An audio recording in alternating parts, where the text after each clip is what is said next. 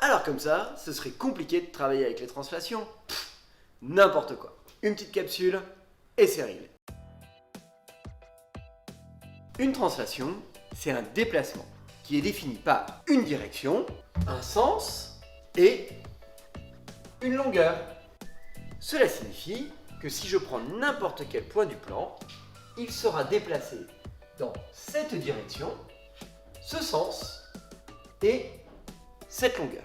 Par exemple, prenons un point M.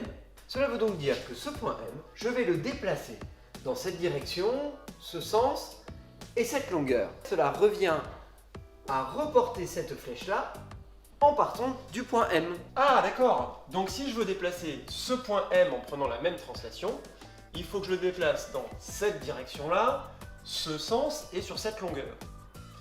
Alors ça veut dire qu'il faut refaire exactement la même flèche, mais à partir du point M, c'est ça?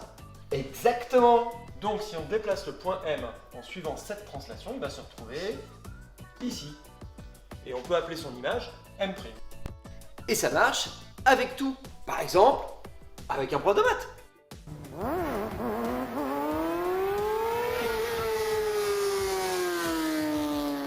Mais aussi avec un égyptien. Par exemple, comme ceci.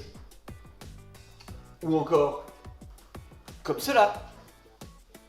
Le truc, c'est de toujours suivre Une direction un sens. et une longueur. Voilà.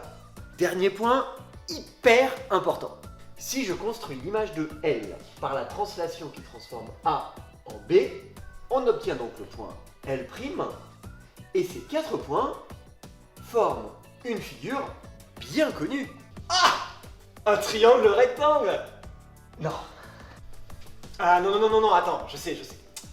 Un cercle! Non, toujours pas. Oui, attends, je sais. Un parallélogramme. Oui, bien sûr, un parallélogramme. Ah mais alors, si je veux construire l'image du point R par la translation qui transforme A en B, j'ai qu'à dessiner un autre parallélogramme. Exactement. Et voilà le travail. Du coup, à chaque fois qu'on aura à construire l'image d'un point par une translation, eh bien on va tout simplement construire des parallélogrammes. Et voilà. Si vous avez des questions, n'hésitez pas à en parler à votre professeur de mathématiques. Et sinon, Rendez-vous à la prochaine capsule!